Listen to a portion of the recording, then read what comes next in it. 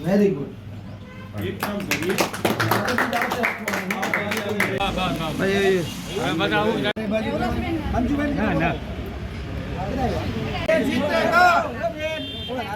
माता की जय, भारत माता की जय, वंदे मातरम, वंदे मातरम। जीतेगा भाई जीतेगा, बीजेपी जीतेगा, जीतेगा भाई जीतेगा, बीजेपी जीतेगा।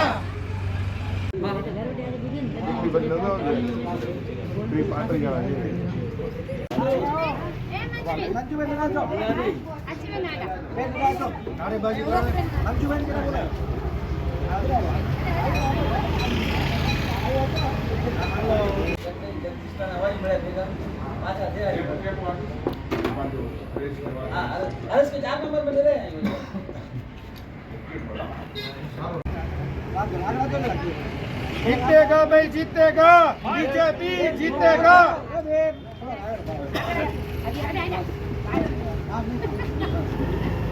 भारत माता की जय, भारत माता की जय, वंदे मातरम, वंदे मातरम। जीतेगा भाई जीतेगा, बीजेपी जीतेगा, जीतेगा भाई जीतेगा, बीजेपी जीतेगा।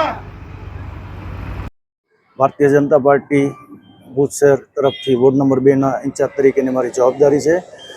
જેમ લોકો અમે ડોર ટુ ડોર પ્રવાસ કરી રહ્યા છીએ અને અમને સંપૂર્ણ રીતે સારો પ્રતિસાદ મળી રહ્યો છે ને બધે રાષ્ટ્રીયવાદી વિચારધારા સાથે મળી રહ્યા છે ને લોકો વધુમાં વધુ આગેવાનો અમારી સાથે જોડાઈ રહ્યા છે. એ રીતે મને સંપૂર્ણ વિશ્વાસ છે કે આખરે વોર્ડ નંબર 2ના ચારે કમળ ખીલી ઉઠશે એવો મને સંપૂર્ણ વિશ્વાસ છે. અસ્તુ. વોર્ડમાં જ્યારે ચૂંટણી લડી રહ્યા છો ત્યારે ખાલી જીતવું એ જરૂરી નથી, પણ મતદારો મત આપશે ત્યારે જીત આવશે. ના, મતદારોનો તમે કેટલો વિશ્વાસ? અમે ડોર ટુ ડોર સંપર્કમાં રોજ 2 ટાઈમ જઈએ જ છીએ, સવારે 2-3 કલાક ને સાંજે 2-3 કલાક.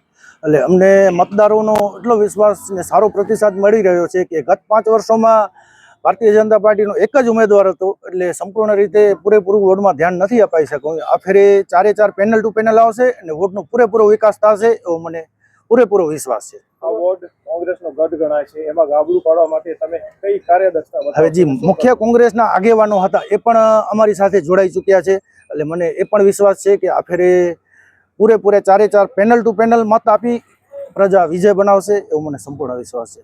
જીત પછી તમારું આગળનું લક્ષ્ય શું છે? જીત પછી વોર્ડમાં જે ખૂટતી કડીઓ હશે, કોઈ પણ કામ બાકી રહી ગયા હશે એ સંપૂર્ણ રીતે પૂરેપૂરું ધ્યાન આપી અને સારી રીતે કરી આપશે. પ્રજાની તમારી અપેક્ષા શું અપેક્ષા રાખે છે આ વોર્ડ દ્વારા? કે અમુક જગ્યાએ ગટરના પ્રોબ્લેમ છે, પાણીની સમસ્યા છે, અમુક જૂની લાઈનો છે, એ બધું જે પણ ખૂટતી કડીઓ છે એ પૂરી કરવામાં આવશે. ઉમેદવાર અહીંયા લેડાવ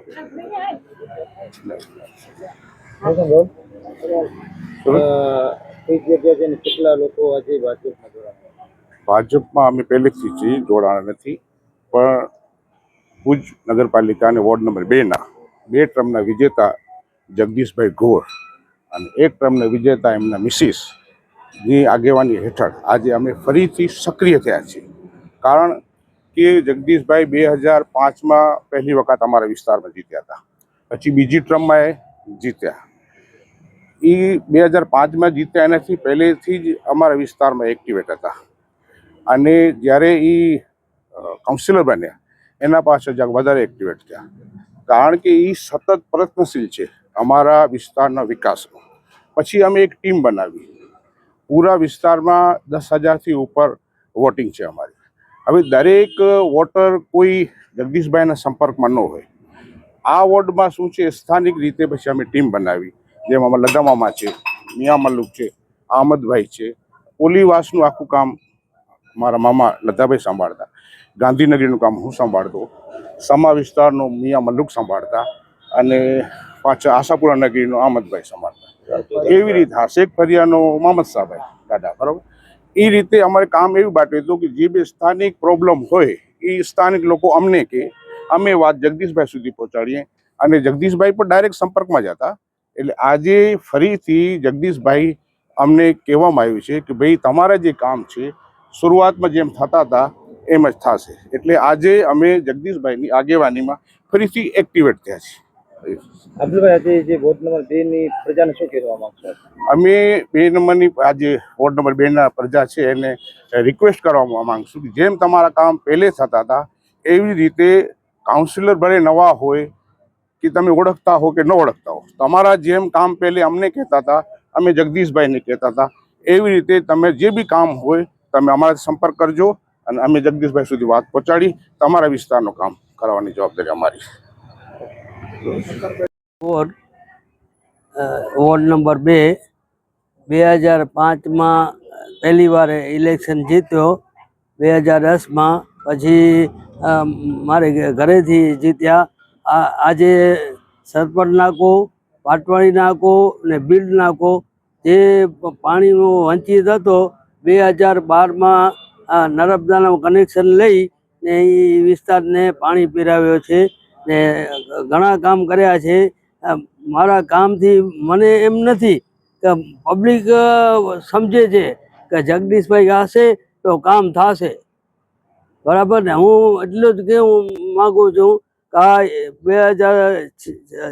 2026 તારીખના મતદાન છે. ભારતીય જનતા પાર્ટીને પેનલ વિજય મત આપી ને જંગી બહુમતી ચૂંટાવો, પછી અમે કારી રાતના બેઠા છીએ. જગદીશભાઈ પહેલે વોટર સપ્લાયમાં આપણે હા, વોટર સપ્લાયના ઘણા કામ કર્યા છે અને કારોબારી ચેરમેન હતા ત્યારે બી અમારી વિસ્તારમાં જે બી સીસી રોડ બન્યા છે એ જગદીશભાઈની આગેવાની હેઠળ બન્યા છે. લાઇટ હોય, પાણી હોય, ગટર હોય, એને જે બી કામ થયા છે આજ દિવસ સુધી ભાજપની સરકારમાં બન્યા હતા અને ત્યારે અમારા કાઉન્સિલર હતા જગદીશભાઈ, વોટર સપ્લાય ચેરમેન હતા. એટલે પાણીની સમસ્યા બધી સોલ્વ પણ એમને જ કરી અને ગટરની, રોડની અને બધી જે કામ થયા છે અત્યાર સુધી, અત્યારે અમે એક્ટિવેટ પાછા થયા છીએ એમના કામગીરીના હિસાબે. અમને કોઈ નથી બોલાવ્યું. અમને જગદીશભાઈ એક આવાજ દીધી, કાલ રાતના વાત કરી છે. એટલે એમને કામગીરીથી અમે વિસ્તારવાળા બધી ખુશ છે અને અમારો વિસ્તાર એક ગામડા જેવું છે, એક જણું કે એના ઉપર ચાલે અને એના હિસાબે જ અહીંયા કોઈ જંગી બહુમતી લઈ આવવાની અમારી જરૂર નથી. અમે કહી દઈએ, મામા કહી દે તો એ વાત ત્યાં સુધી પહોંચે. અમને પૂરો વિશ્વાસ છે જગદીશભાઈ જે કહેશે એ કરશે. એટલે આજે અમે હાજર થયા છીએ. શું નામ આપનું? મારું નામ રાજુભાઈ ડાફડા. સતત ભારતીય જનતા પાર્ટીની સાથે છેલ્લા 25-20 વર્ષથી અમે સાથે જોડેલા છીએ. જગદીશભાઈ, અબ્દુલભાઈ, લદા મામા, આમદભાઈ, સતત અમારા બધા કાર્યકર્તાઓ જે કોંગ્રેસનું ગઢ ગણાવતો હતો એ વિસ્તારને, કોંગ્રેસના ગઢને પહેલી વાર જે જાકારો આપ્યો ભારતીય જનતા પાર્ટીમાંથી, તો જગદીશભાઈ ગોરની લીડરશીપમાં અમે બધા એક મળી અને બધા ભારતીય જનતા પાર્ટીને 2 ટર્મથી જંગી બહુમતીથી વિજય કરાવ્યા. અને આ વિસ્તારના લોકોના કોલીવાસ હોય, મહેશ્રીવાસ હોય, ઠાકર કોલીવાસ હોય, મુસ્લિમ સમાજના વિસ્તારો હોય, જ્યાં પાણી ના પહોંચ્યો હતો ત્યાં પાણી પહોંચાડ્યો હતો જગદીશભાઈએ. સીસી રોડોના કામ કરાવ્યા હતા ખૂબ બધા. એટલે પ્રજા જગદીશભાઈના નામ ઉપર જે વોટ કરતી હતી ભાજપને, ને અમે બધા એમના સંપર્કમાં હતા. બધા લોકો કાર્યકર્તા, અબ્દુલભાઈ છે, હું છું, લદા મામા છે, તે મિયાભાઈ છે, શેખ ફરિયામાં છે. એવી જ રીતે એક થોડોક ટાઈમ ઘરમાં હોય તો કાંઈક હોય તો થોડોક ટાઈમ હતો જગદીશભાઈનો, પાછો અમારા સાથે મળી અને ભાજપને જીતાવવાનો પ્રયત્ન કરે છે અને જીતશું જંગી બહુમતીથી. સાથે એક બીજા અમને સારા સમાચાર, અમારા જંગ અને જુવા નેતા જે કોંગ્રેસમાં આગલી ટર્મે લડ્યા હતા એને 2500 ઉપર મત પણ મળ્યા હતા, સત્તારભાઈ મોખા, એ પણ અમારી ભારતીય જનતા પાર્ટીના કામને, વિકાસોને કામને જોઈને ભાજપ સાથે જોડાણા છે. એ બદલ અમને ખૂબ જ વોર્ડ નંબર 2માં અમે જંગી બહુમતીથી વિજય થઈએ અને લોકોને કહીએ છીએ કે તમે ચિંતા ન કરજો, આખી ટીમ સત્તા હોય તેની સાથે જોઈએ બધે. એટલે ભારતીય જનતા પાર્ટીની સરકાર બની રહી છે એનામાં કોઈ શંકા નથી. ભાજપની બોડી આવે છે તો અમે ભાજપના લોકોને કહી શકશું કે વોર્ડ નંબર 2માં પાછા જગદીશભાઈ અને લદાભાઈ ને અબ્દુલભાઈ ને બધા અમે છીએ. તમે એમ ના સમજો કે ઉમેદવાર નાના છે, આમ શું છે, નવા છે, કોઈ વાંધો નહીં. આ બધા જૂના છે, 70-60 વર્ષના અનુભવ, એનાથી કામ કરશું. અને જગદીશભાઈની આગેવાની અને અમારા વિસ્તારના બધા આગેવાનો સાથે મળી અને બધા વિસ્તારના જે કામ બાકી હશે એ પણ પૂરા કરી આપવાની જવાબદારી છે. કેટલા લોકો જોડાયા? અમારી આગળ લોકો જોડાયા છે એમ સમજી લો ને કે હવે ભાજપમાં જ બધા આવી ગયા છે. કારણ કે સત્તારભાઈ સાથે 2500 મત હતા. જગદીશભાઈનો હવે 3 ટર્મનો એક ટાઈમ એમના ઘરેથી પણ કાઉન્સિલર કોંગ્રેસમાં ઉભા રહ્યો હતો ને કાઉન્સિલર થઈ ગયા હતા.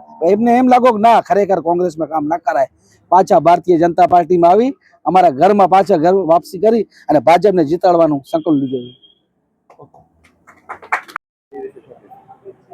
મારું નામ છે આમોદભાઈ જત. હું વર્ષોથી ભારતીય જનતા પાર્ટીનો હું એક સૈનિક છું અને વર્ષોથી જેને કહીએ કે હું 15 વર્ષ તો ગુજરાત રાજ્ય વકફ બોર્ડમાં રહ્યો છું.